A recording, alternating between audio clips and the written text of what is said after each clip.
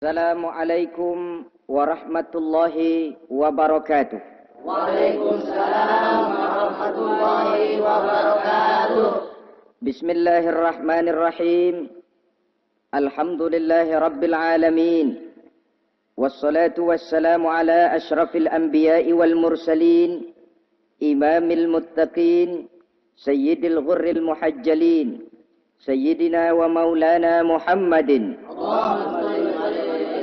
wa ala alihi wa ashabihil mujahidin at-tahirin muslimin rahimakumullah. Kejadian dan keberadaan kita dalam kehidupan di dunia ini merupakan kejadian dan keberadaan yang terima jadi atau terima beres.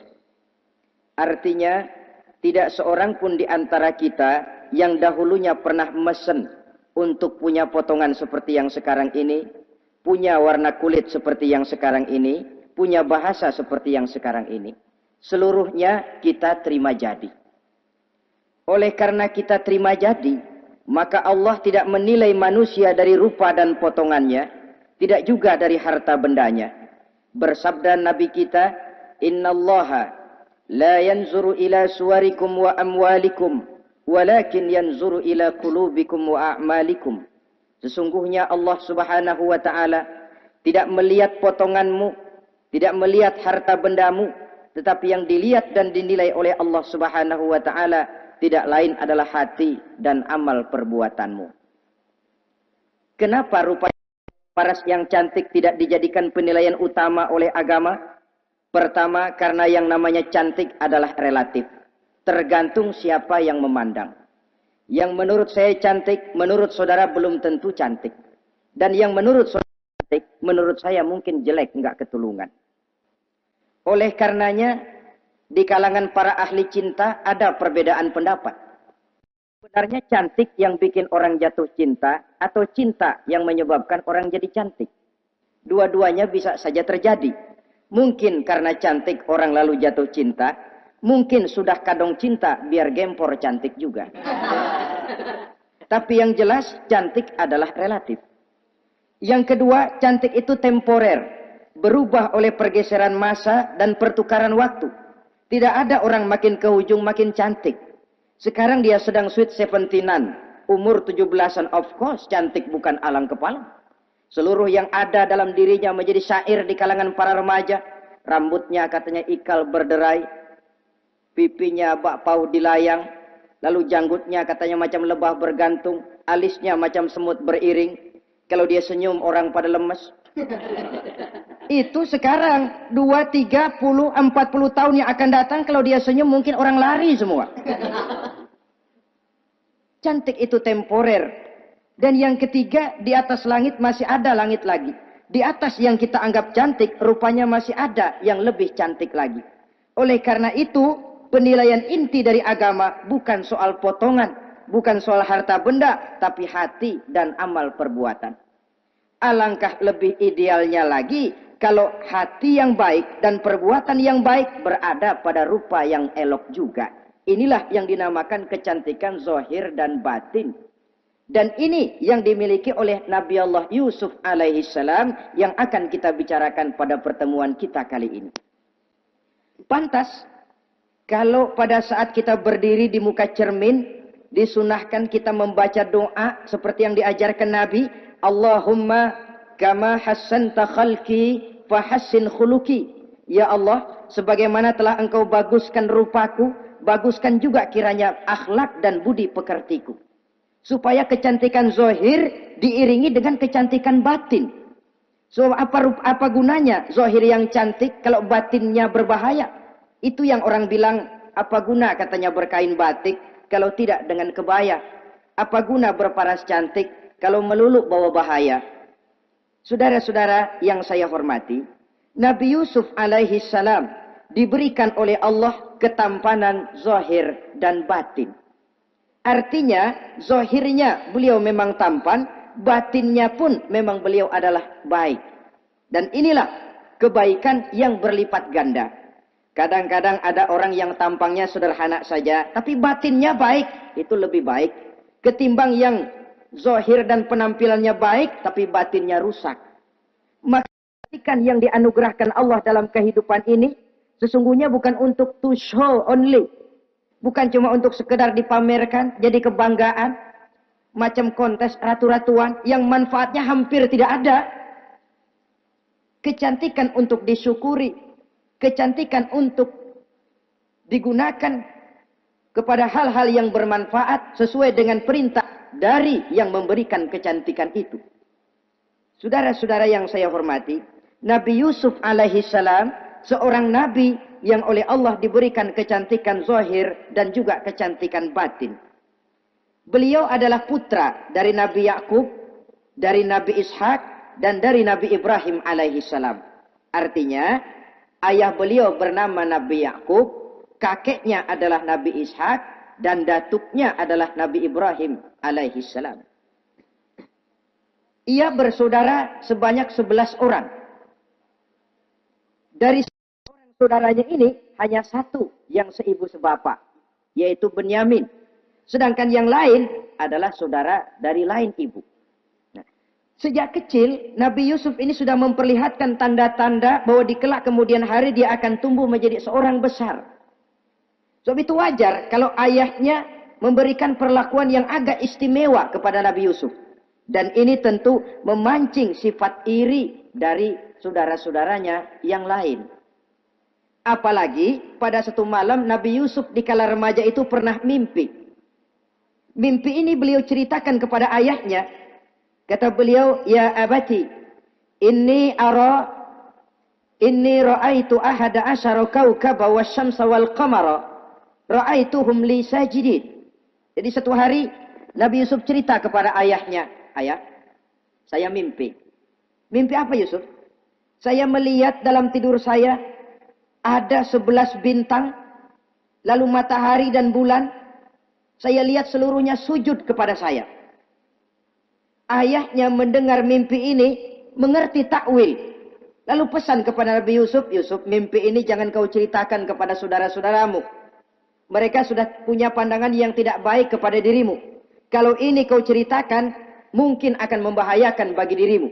Sebab rupanya saudara-saudaranya yang lain ini iri hati kepada Nabi Yusuf yang memiliki keistimewaan dan mendapat perhatian istimewa juga dari orang tuanya. Saudara, kita tahu ini sesuatu yang wajar dalam kehidupan.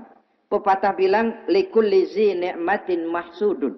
Tiap kali kita mendapat suatu nikmat, bakal ada orang yang hasud. Iri hati, dengki. Itu watak kehidupan. Kalau kita jatuh miskin, orang tepuk tangan. Kalau kita jadi kaya, orang tanya berdukun kemana. Wajar saja. Likulli zi ni'matin mahsudun. Tiap kali kita mendapat suatu nikmat, tentu ada yang hasud, ada yang iri, ada yang tidak senang. Begitu juga halnya dengan saudara-saudara Nabi Yusuf alaihi salam. Dan watak iri hati ini tidak cuma tinggal iri hati. Mereka buktikan lewat tindakan konkret. Suatu hari mereka musyawarah, saudara-saudara yang iri ini. Saudara-saudara, bapak kita nggak adil. Masa Yusuf mendapat perlakuan istimewa? Wa nahnu usbah, sedangkan kita ini golongan yang lebih besar. Dari 12 orang anaknya, masa cuma satu Yusuf yang mendapat perlakuan lebih istimewa? Kita ini yang 11 dianggap angin apa? Nggak adil abah kita ini. Iya, tapi caranya bagaimana? Apa kita omelin bapak? Jangan. Habis Yusuf singkirin. Kalau Yusuf nggak ada, kan anaknya tinggal kita. Praktis, perhatiannya seluruhnya akan tercurah kepada kita. Nah, saya ingatkan bahwa hasud sering mendorong orang untuk melakukan segala macam cara. Artinya, orang itu kalau sudah dibakar sifat dengki, iri hati, dia rela melakukan apa saja. Pertama, agar nikmat yang ada pada diri orang lain hilang. Yang kedua, supaya nikmat itu pindah kepada dirinya. Andai kata tidak pindah kepada dirinya, ya hilang sajalah. Jangan orang lain yang dapat nikmat. Ini watak hasud. Ingin nikmat orang lain pindah kepada dirinya, atau hilang walaupun tidak pindah kepada dirinya, tapi yang bersangkutan tidak lagi mendapat nikmat. Untuk itu, segala macam cara akan dilaksanakan. Ini dicontohkan dari usaha yang dilaksanakan oleh saudara-saudara Nabi Yusuf alaihissalam. Oke, setuju. Kita singkirkan Yusuf. Tapi caranya bagaimana? Gampang. Bunuh saja. Kalau bunuh sih rasa-rasanya tidak sampai hati. membunuh Yusuf. Lalu bagaimana? Kita kucilkan saja dia. Kita asingkan dari sini, kita buang jauh-jauh supaya dia tidak ada lagi kelihatan dalam pandangan Abah. Kalau dia sudah tidak ada dalam pandangan Abah, yang dilihat cuma kita dan seluruh kasih sayangnya akan tercurah kepada kita semua. Nah, setujulah kalau itu. Caranya nanti kita atur belakangan. Jadi satu hari permisilah saudara-saudaranya ini kepada Nabi Yakub. Abah, kami permisi mau pergi main-main dan Yusuf akan kami ajak. Kata Nabi Yakub, saya khawatir. Nabi Yakub sudah melihat gelagat yang tidak baik. Sudah ada semacam firasat. Saya khawatir kalau Yusuf kau bawa, nanti dia akan kena celaka. Atau dimakan oleh serigala, sedangkan kamu nanti akan lalai. Kata anak-anak yang lain, percaya dah Pak, saya akan jaga. Saya kan saudaranya, masa tega membiarkan Yusuf celaka atau dimakan serigala. Pokoknya aman, sip dah.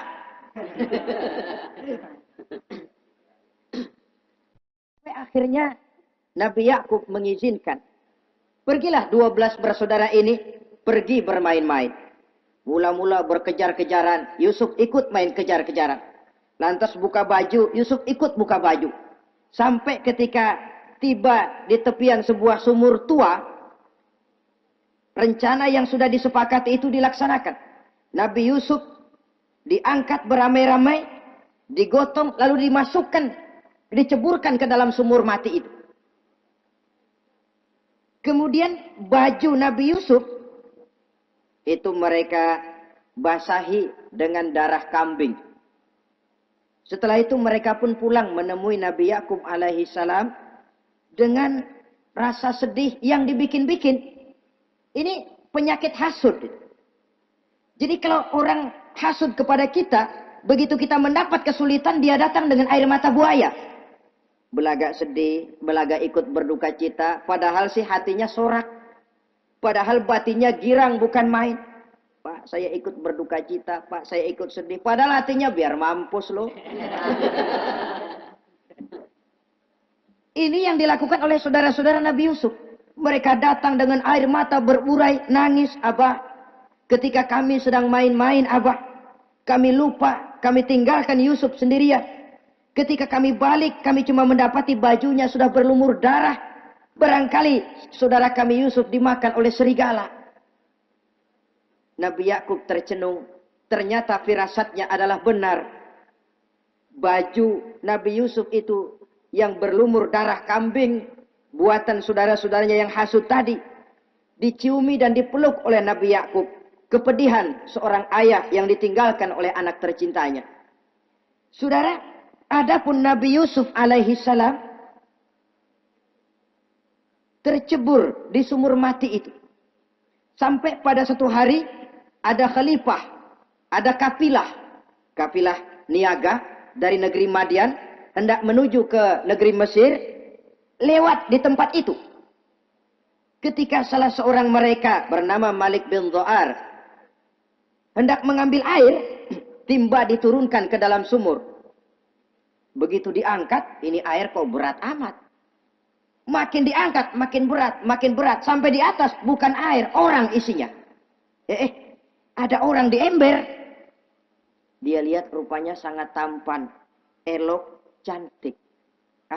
Ini barangkali anak bangsawan ini. Parasnya begini cantik, begini tampan. Ini kalau dijual di Mesir nanti tentu harganya mahal nih. Order nih. Objek.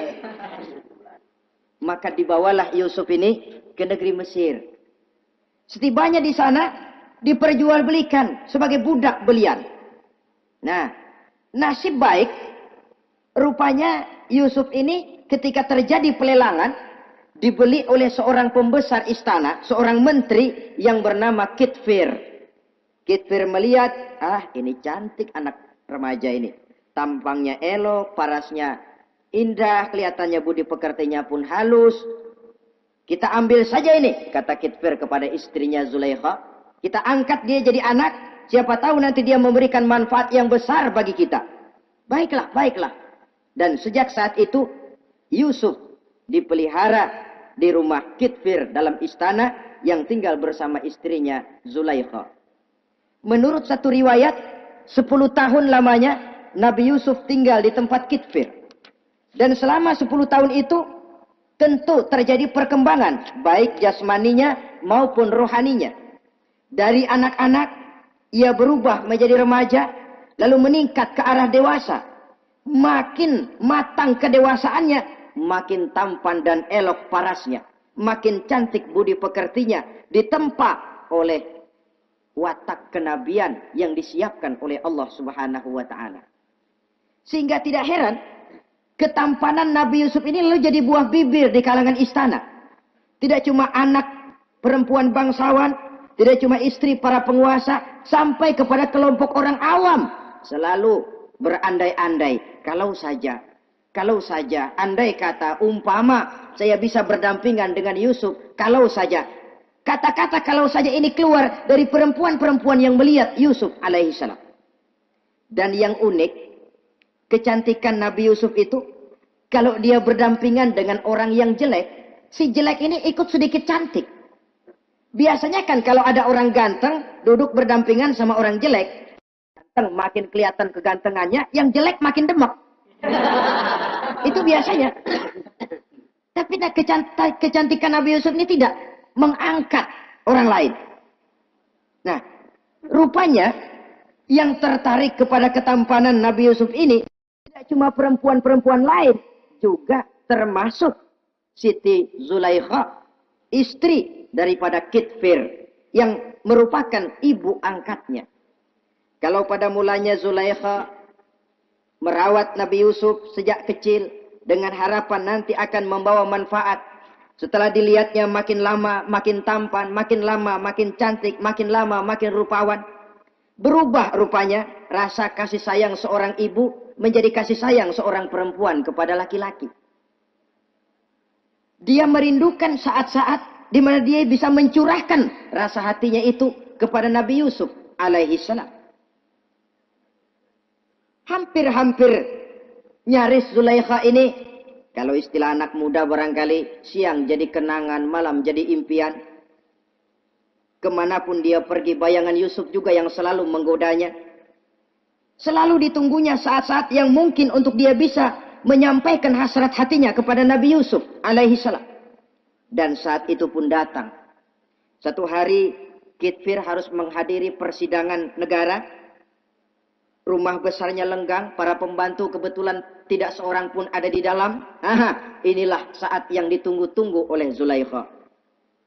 Keluarlah ia dari kamarnya dengan pakaian yang tipis sewarna dengan warna kulitnya, sehingga pakaian dalamnya nyaris tembus. Dengan langkah yang diatur sedemikian rupa, memancing rangsangan, ia datang menghampiri Yusuf alaihissalam. Lalu dengan suara lemas memelas, ia pun memanggil Yusuf. Ada apa tuanku? Sini yang. Kalau bahasa kita.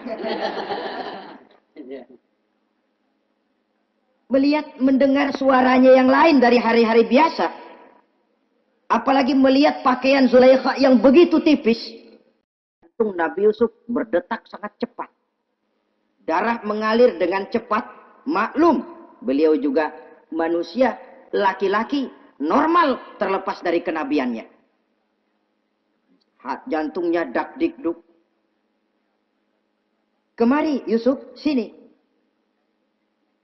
Ada apa tuanku? Sudah lama Yusuf. Lama apa tuanku? Saya memendam rindu kepadamu Yusuf. Siang malam engkau juga yang jadi tumpuan harapan saya. Kemanapun saya pergi seakan wajahmu juga yang saya lihat Yusuf. Tidur saya jadi tak nyenyak. Makan saya tak pernah membawa kekenyangan Yusuf. Tidur yang biasanya mendatangkan semangat seolah semuanya pergi meninggalkan saya Yusuf. Hembusan sepoi pagi mengusap bunga merekah dalam taman yang biasanya membawa keindahan. Semuanya telah berganti dengan keindahan wajahmu Yusuf. Sinilah sebentar, penuhi hasrat hati saya. Saya segan tuanku. Segan kenapa Yusuf? Saya tidak mau mengkhianati tuan saya yang telah berbuat baik kepada saya. Apakah saya juga tidak pernah berbuat baik kepadamu? Benar, tuan juga berbuat baik kepada saya. Tapi pantang saya mengkhianati majikan saya. Yusuf, sekarang kesempatan yang baik. Kitfir, suami saya, sedang menghadiri persidangan penting di negara, di istana, dan rasanya akan lama dia baru kembali. Sementara para pembantu kita tidak ada di sini. Saya malu, tuanku, saya segan. Malu kepada siapa? Tidak ada yang tahu, tidak ada yang lihat. Allah. Saya takut, saya malu kepada Allah, tuanku. Padahal kalau menurut ukuran hati, Quran menjelaskan walaqad hammat bihi wa hamma biha. Sebenarnya Zulaikha cinta kepada Yusuf, Yusuf pun senang kepada Zulaikha. Itu iblis sibuk bukan main memasang jerat, pasang besi berani biar pada nyetrum.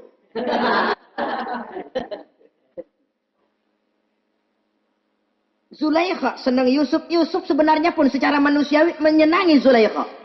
Walaula an ra'a burhana rabbih. Tapi Yusuf ketika itu melihat larangan Allah, peringatan Allah. Seolah-olah dia lihat Allah mengatakan, Yusuf, ini letter S. Dilarang parkir di sini. Menurut satu riwayat, Nabi Yusuf melihat ayahnya, Nabi Yakub melambai-lambaikan tangan menyetop. Seolah-olah melarang dia meneruskan langkahnya. Riwayat lain menjelaskan, seolah-olah Nabi Yusuf dibisiki oleh malaikat Jibril. Yusuf, kalau kamu kalah sekarang, kamu sama saja gajah kemasukan semut di kupingnya terus mati. Tapi kalau kamu menang, kamu adalah gajah yang tidak terkalahkan. Ada semut mati oleh, ada gajah mati oleh semut. Alangkah memalukan. Binatang yang begitu besar jatuh hanya oleh binatang yang begitu kecil. Artinya apa? Kau akan jadi orang besar, Yusuf. Apakah harus gagal dan jatuh cuma karena bujuk rayu seorang perempuan macam ini? Satu riwayat menjelaskan semacam itu. Sehingga mantap Yusuf, maaf tuanku, saya malu kepada manusia, saya malu kepada majikan, tapi saya lebih malu lagi kepada Allah.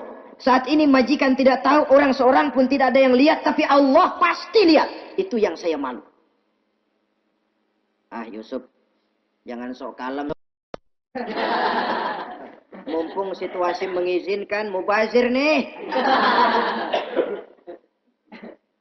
Zulaikha pun berangkat pergi ke tempat pembaringan, ke tempat tidur. Lalu dengan pose yang merangsang, aduhai, melambai-lambaikan tangannya, hai talak, Yusuf sini, Yusuf kemari.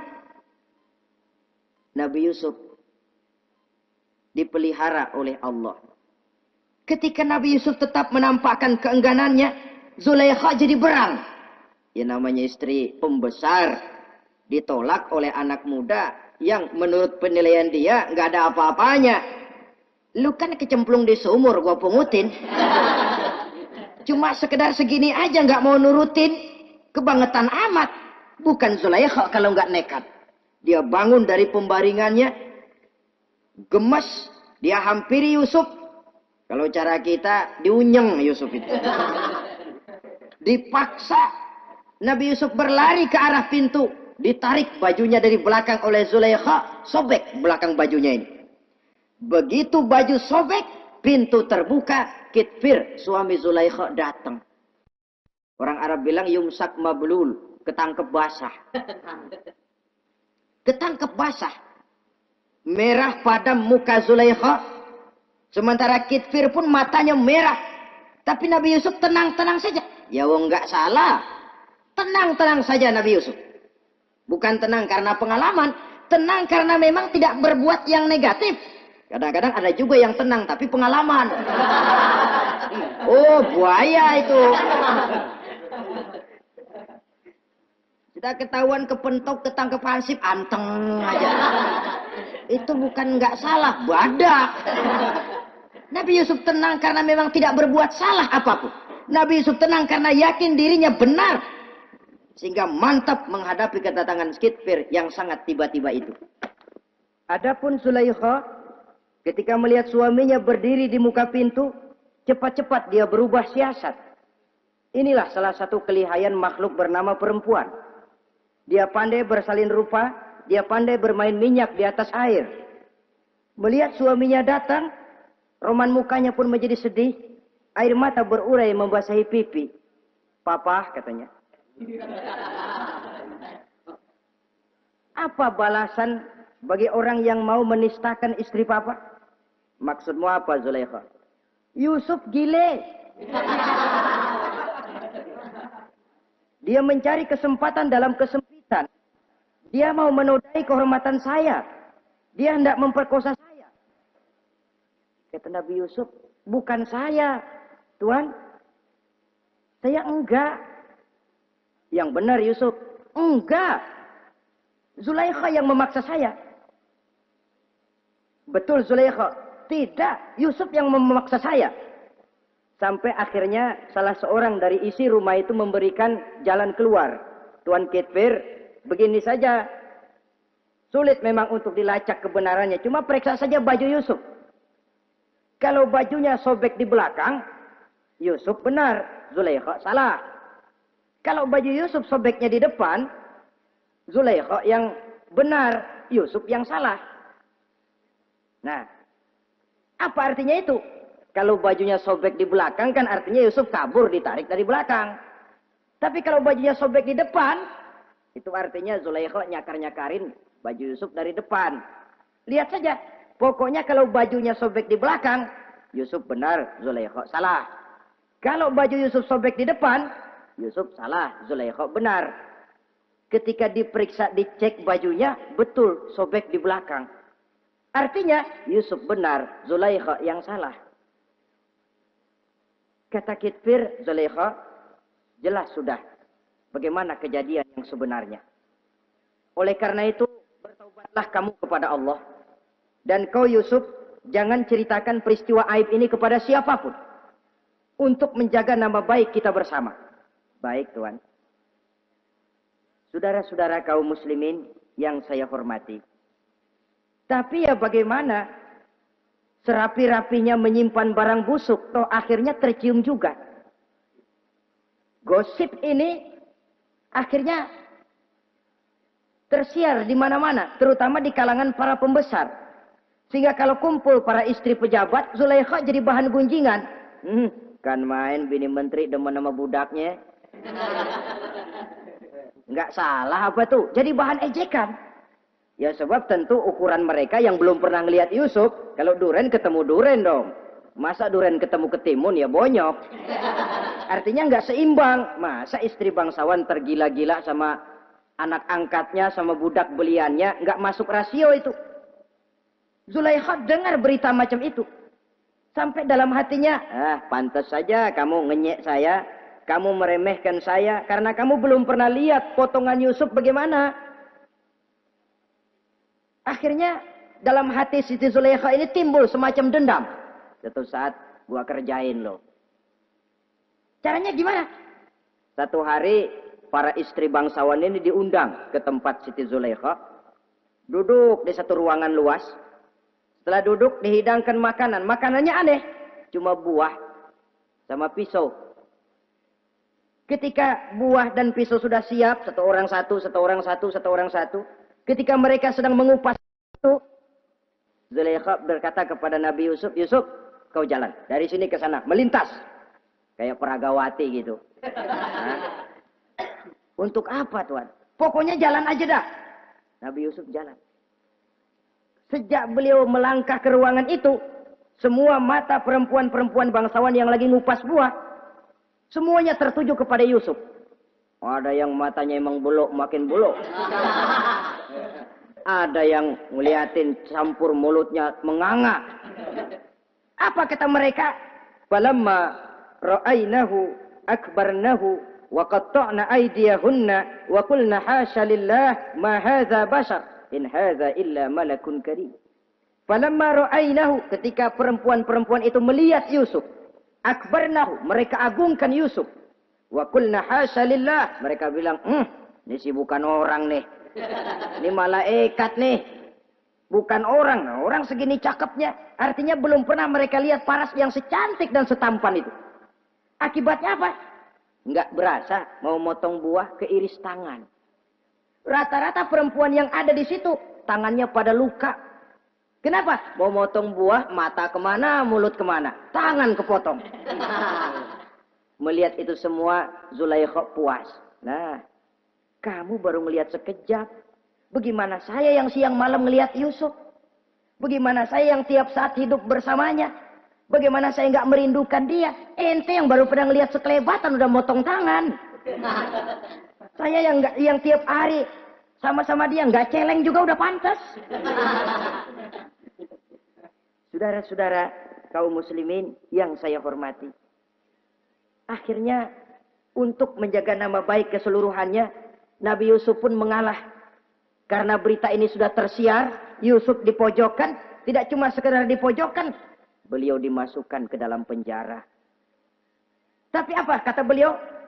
Rabbis sijnu ahabbu ilayya mimma yad'unani ilaih. Ya Allah, kalau memang karena resiko penolakan saya terhadap ajakan Zulaikha menyebabkan saya harus masuk penjara, penjara lebih saya sukai, penjara lebih saya cintai ketimbang ikut kemauan Zulaikha. Saudara-saudara, kadang-kadang kita berpikir, kalau kesempatan itu datang kepada kita, mampukah kita menjatuhkan pilihan seperti pilihan Nabi Yusuf ini? Lebih baik penjara ketimbang mengikuti bujuk rayu perempuan untuk melakukan perbuatan yang menyeleweng ini. Ini yang dipilih oleh Nabi Yusuf, tegar. Kalau memang sebagai resikonya saya harus masuk penjara, penjara lebih saya cintai, penjara lebih saya suka daripada mengikuti bujukan Zulaikha. Teguh karena suatu prinsip. Bukankah dalam perjuangan menegakkan akidah, kadang kita mendapat piala, tapi tak jarang kita berhadapan dengan penjara. Kadang kita disanjung, kadang kita dicaci. Itu romantika perjalanan dari yang namanya perjuangan. Tapi pilihan harus ada. Ketimbang ikut bujuk rayu perempuan yang mengajak melakukan perbuatan serong, penjara lebih saya cintai. Sudah pada saat hendak diajak tidak ada yang melihat, beliau menolak. Akibat penolakannya pun masuk penjara, tapi penjara lebih menyenangkan hatinya. Ketimbang hidup merdeka, tapi jiwa terpenjara. Inilah Nabi Yusuf barangkali. Biar badan masuk penjara, asal jiwa merdeka. Kita sekarang sebaliknya. Jiwa terpenjara tidak jadi soal, asal badan merdeka. Maka jiwa kita sering dijajah. Entah dijajah harta, entah dijajah pangkat dan jabatan, entah dijajah iblis. Jiwa kita yang terpenjara, sementara badan kita merdeka. Nabi Yusuf tidak. Biarlah badan di penjara, asal jiwa merdeka untuk menegakkan sesuatu yang hak. Saudara-saudara yang saya hormati. Adapun di dalam penjara itu, Nabi Yusuf satu sel dengan 2 orang bekas pelayan istana yang dituduh menaruh racun ke dalam hidangan yang hendak disajikan kepada raja. Yang satu tukang ngatur minuman, yang satu tukang ngatur makanan untuk raja. Siapa yang naruh racun nggak jelas, tapi dua-duanya ditahan. Nah. Sampai satu malam, teman satu sel ini dua-duanya ngobrol kepada Nabi Yusuf. Yusuf, kami ini dipenjara karena dituduh menaruh racun ke dalam hidangan yang dihidangkan kepada baginda raja. Siapa yang salah, kami sendiri tidak tahu. Saya nggak ngerasa naruh racun, kata yang tukang ngatur minum. Saya juga enggak, kata yang tukang ngatur makan. Sampai satu malam, mimpi. Mimpi itu diceritakan kepada Nabi Yusuf. Kata yang tukang ngatur minuman, Yusuf, saya mimpi. Saya memeras anggur, lalu menghidangkannya kepada baginda raja. Apa arti mimpi saya? Kata yang tukang hidangin makanan, kalau saya Yusuf, saya ngimpi menjunjung roti di atas kepala saya, itu roti dipatokin burung. Apa arti mimpi saya? Saudara-saudara, Nabi Yusuf tersenyum. Adapun kamu yang mimpi memerah anggur, kamu akan keluar dari penjara bebas dan akan kerja lagi di istana. Adapun kamu yang mimpi menjunjung roti dipatokin burung, kamu akan dihukum mati, disalib dan kepalamu akan dipatokin oleh burung. Ini tukang roti ngotot, bisa aja lu ah. Ya lempengan apes ramalannya. Ya bukan soal bisa nggak bisa, lihat aja kenyataannya. Cuma kepada kamu yang tukang ngatur minuman, saya pesan kalau nanti kamu bebas kembali di istana raja, tolong ceritakan ihwal saya kepada baginda raja ini. Saya mendekam di penjara ini tanpa berbuat salah apapun. Baik, insya Allah Yusuf. Dan ketika persidangan memutuskan seperti tepat yang diramalkan Nabi Yusuf, Si tukang menghidangkan makanan dihukum mati, si tukang menghidangkan minuman kembali kerja di istana. Tapi begitu kerja, dia lupa sama pesan Nabi Yusuf. Itu biasanya watak orang memang begitu. Kalau dalam keadaan kepepet, macam-macam janjinya. Begitu keadaannya longgar, lupa sama janjinya. Sehingga ada pepatah katanya, nolongin anjing kejepit. Waktu kejepit, kaing-kaing minta ditolongin. Begitu udah rapi ditolongin, yang nolongin bisa digigit. Saudara hadirin yang saya hormati, sampai bertahun-tahun Nabi Yusuf mendekam dalam penjara. Tapi itulah yang menambah kedewasaannya. Maka orang beriman ya, yang mantap nilai imannya, tempat tidak jadi soal. Kadang-kadang dia merasakan penjara lebih indah dari alam terbuka. Banyak orang-orang beriman yang justru di penjara menghasilkan karya-karya besar. Kita tahu misalnya almarhum Hamka justru di penjara bisa menyelesaikan tafsir Al-Azharnya. Salah satu karya besar pujangga terkemuka ini. Macam Hasan Al-Banna, Abdul Qadir Audah, dan banyak lagi tokoh-tokoh Ikhwanul Muslimin. Merasakan justru penjara itu bagaikan sorga. Kenapa? Mereka yakin di penjara untuk sesuatu yang benar. Maka tempat tidak pernah jadi masalah. Kalau jiwa merdeka puluhan tahun mendekam di penjara, tidak akan merupakan satu rasa yang lama. Kenapa? Jiwa tidak bisa dibatasi oleh ruangan 2 kali 3 meter. Jiwa yang merdeka tidak bisa dibatasi dengan teralis besi. Jiwa yang merdeka tidak bisa dibatasi dengan dinding tembok yang tebal.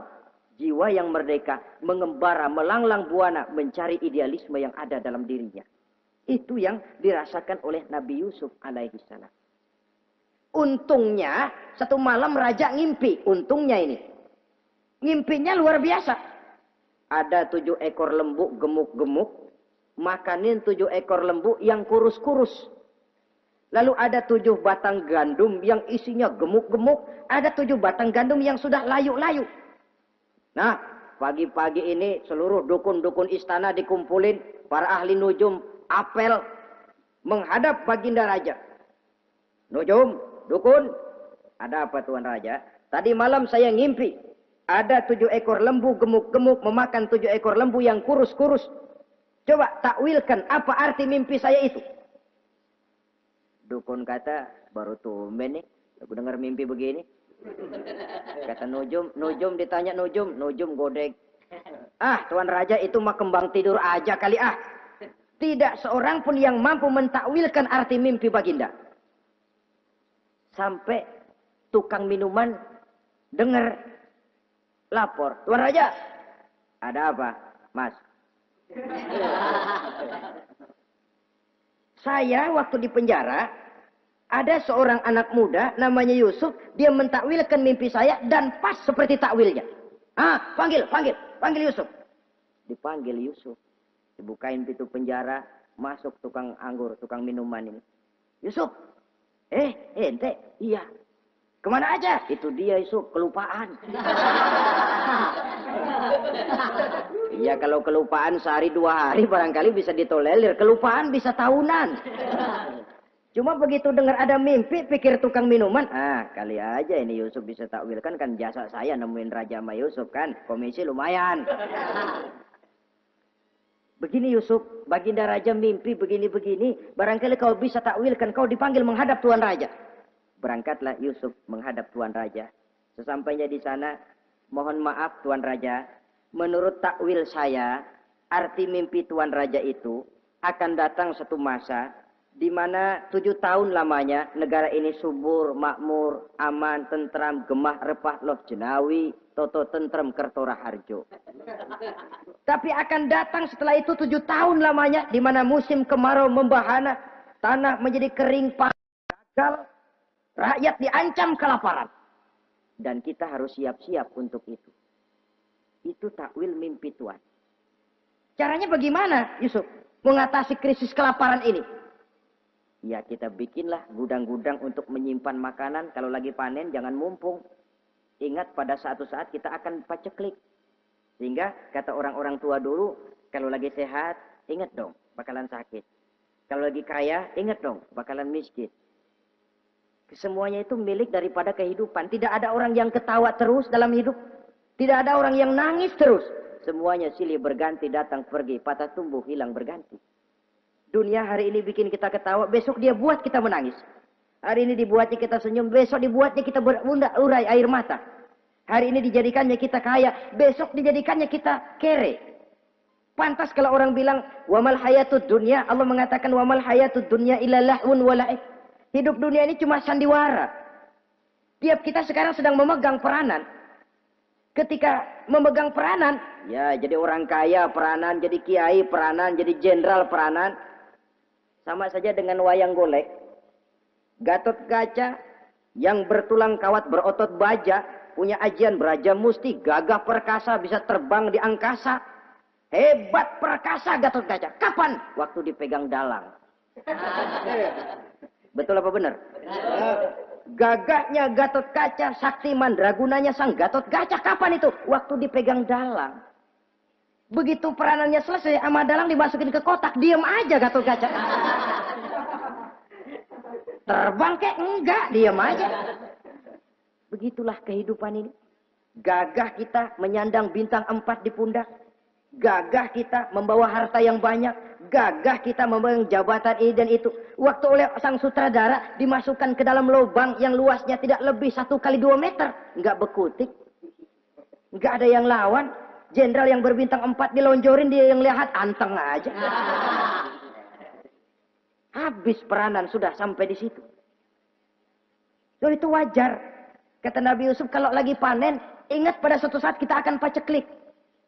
Jangan giliran panen, panen besar. Di daerah-daerah kita lihat, sudah panen pesta pora. Bukan bersyukur kepada Allah. Tapi kegembiraan itu diwujudkan dalam bentuk lain. Tontonan yang membuat lupa diri, bermabuk-mabukan. Sehingga kadang-kadang kalau di daerah itu katanya kalau musim panen, musim kawin. Musim paceklik, musim cerai. Saudara-saudara kaum muslimin yang saya hormati. Karena itu, dalam satu hadis Nabi ingatkan, ta'arraf ilallah firraha ya'rifka fisyiddah. Ingatlah kepada Allah di waktu kamu senang, supaya Allah ingat kepadamu waktu kamu susah. Kalau waktu senang kita lupa kepada Allah, ya wajar. Kalau waktu susah, Allah juga lupain kita. Dalam terjemahannya dengan kehidupan beragama, وَمَنْ أَعْرَضَ عَنْ ذِكْرِي فَإِنَّ لَهُ مَعِيشَةً ضَنْكَ وَنَحْشُرُهُ يَوْمَ الْقِيَامَةِ أَعْمَى. Siapa yang berpaling daripada peringatanku, kata Allah, aku akan berikan dia penghidupan dan kehidupan yang sempit. Sempit itu apa lalu tidak punya duit? Punya duit. Apa tidak punya harta? Banyak harta. Tapi banyaknya harta, tumpukan duit tidak membuat hatinya makin luas. Tidak membuat hidupnya makin lapang. Sempit, sempit, dan sempit. Itu azab. Yang paling celaka. Wa nahsyuruhu yaumal qiyamati a'ma. Di akhirat kami kumpulkan dia bersama orang-orang buta. Allahu Akbar. Di padang mahsyar, dikala orang sibuk, pusing dengan urusan masing-masing. Buta lagi. Yang gak buta aja pusing. Mereka teriak-teriak, qala rabbi lima hasyartani a'ma wa qad kuntu basira. Ya Allah, kenapa kami buta padahal waktu di dunia kami melihat? Allah jawabnya enak aja. Kadzalika atatka ayatuna fanasitaha wa kadzalika al-yauma tunsa. Rasain deh lo. Dulu waktu di dunia datang peringatanku pada belaga pilon, kamu lupakan, sekarang juga pantas kamu dilupakan. Waktu susah kamu lupa, waktu senang kamu lupa Allah. Waktu susah juga pantas kamu dilupakan Allah. Waktu di dunia kau berpaling dari peringatan Allah. Kalau sekarang Allah berpaling kepadamu juga adil. Walaupun kalau Allah mau tidak berpaling juga adil. Sebab Allah itu mutlak. Tidak ada yang membatasi apa yang dimaui oleh Allah.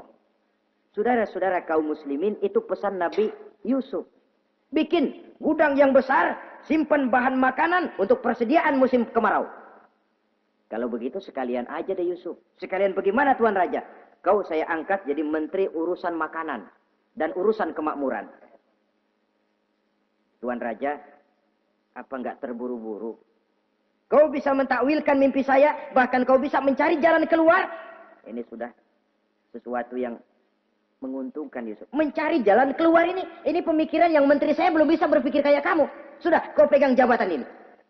Nabi Yusuf tidak minta, diberikan. Dan memang ada pesan, jangan memberikan jabatan kepada orang yang meminta. Tuh, kalau orang sudah minta tentu ada pamrih dan ada tendensi.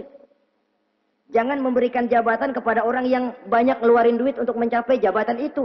Sebab apa? Kalau orang mendapat satu jabatan karena banyak ngeluarin duit, maka pekerjaan pertama yang akan dilakukan setelah mencapai jabatan itu ialah dia akan berpikir, bagaimana caranya biar modal gua pulang. Orang jadi gubernur, jadi menteri karena banyak ngeluarin duit, belum dia sempat kerja buat kepentingan rakyatnya, dia lebih dulu akan berpikir bagaimana duit yang saya keluarin supaya pulang. Sisanya kalau ada, barulah untuk kepentingan rakyat. Itu pun kalau keburu. Saudara-saudara yang saya hormati, Nabi Yusuf tidak pernah minta jabatan. Raja memberikan jabatan itu. Dan tepat seperti takwil beliau, musim kemarau datang, rakyat dilanda kelaparan, lalu berbondong-bondong ke istana, mencari bahan makanan. Yusuf langsung mendrop bahan makanan ini. Alhasil saudara-saudara, bahaya kelaparan ini sampai juga ke daerah tempat di mana Nabi Yakub tinggal. Lalu beliau utus anak-anaknya. Saya dengar di negeri Mesir ada seorang menteri muda yang tampan dan baik hati. Pergilah kau ke sana dan mintalah makanan darinya. Berangkatlah mereka ini. Saudara-saudara, Nabi Yusuf lihat, ini saudara-saudara saya ini yang dulu nyeburin saya ke sungai. Sekarang pada antri minta jatah makanan. Kalau kita lagi di atas ngelihat orang di bawah kan enak. Yang bawah kelagapan. Kayak orang sedang berkuasa, namanya lagi berkuasa, ngomong apa juga benar. Orang kalau lagi berkuasa kentut bagus masih. Tapi kalau sudah jatuh, jangankan apalagi buang angin, batuk aja diomelin. Miskin batuk melulu loh. Di atas itu, posisi di atas gampang buat mob. Andai kata Nabi Yusuf waktu itu mau menteror, membalas saudara-saudaranya, kesempatan emas. Tapi memang hatinya, hati yang mulia, jiwanya jiwa yang besar.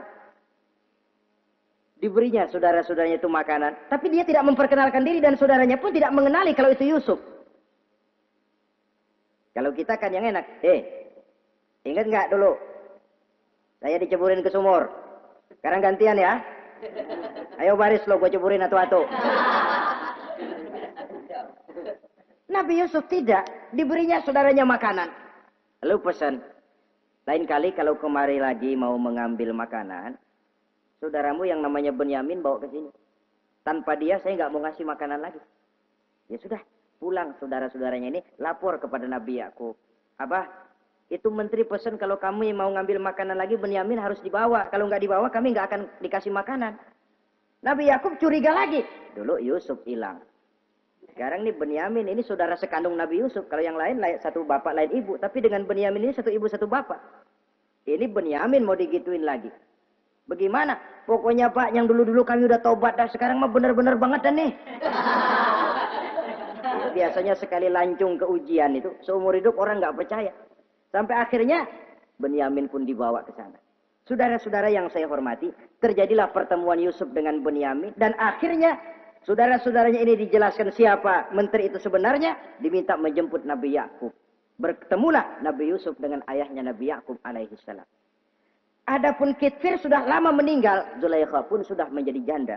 Namun dalam jandanya dia tetap merindukan Yusuf siang dan malam. Didambakannya kapan saat pertemuan akan terjadi. Sampai ketika satu hari didengarnya Yusuf akan meninjau satu daerah, dia sudah diri paling depan. Ketika Yusuf lewat, dia nyindir dengan katanya, Maha suci Allah yang memuliakan orang yang takwa dan menghinakan orang yang berdosa. Merasa ada sindiran, Yusuf nengok. Zulaikha kan? Iya Yusuf. Kitfir bagaimana? Sudah meninggal. Lalu keperluan apa sekarang? Saya cuma memerlukan engkau Yusuf. Saudara-saudara, Nabi Yusuf akhirnya kawin dengan Zulaikha yang cantik, menawan. Dan rupanya setelah kawin itulah Nabi Yusuf baru tahu bahwa Kitfir ternyata tidak bisa berfungsi sebagai suami. Dengan kata lain, puluhan tahun Zulaikha kawin dengan Kitfir, tetap perawan. Utuh, awet. Rupanya Kitfir liwat terus dan numpang liwat, nggak pernah mampir. Dan sejak saat itu berbahagialah Nabi Yusuf dengan Siti Zulaikha. Kita ambil hikmah dari riwayat singkat ini. Pertama, kecantikan zohir lebih penting, kecantikan batin lebih penting dari kecantikan zohir. Alangkah lebih baik lagi kalau kecantikan zahir itu berpadu dengan kecantikan batin. Karena dalam pandangan Islam, Allah tidak menilai manusia dari rupa dan harta, tetapi dari hati dan amal perbuatan. Yang kedua, bahwa ujian dan cobaan yang diterima Nabi Yusuf tetapi dihadapi dengan ketabahan, pada akhirnya menghasilkan kebahagiaan. Kebahagiaan dunia dan kebahagiaan akhirat. Inilah saja pertemuan yang singkat ini. Mudah-mudahan ada manfaatnya. Terima kasih atas segala perhatian. Mohon maaf atas segala kekurangan. Wassalamualaikum warahmatullahi wabarakatuh.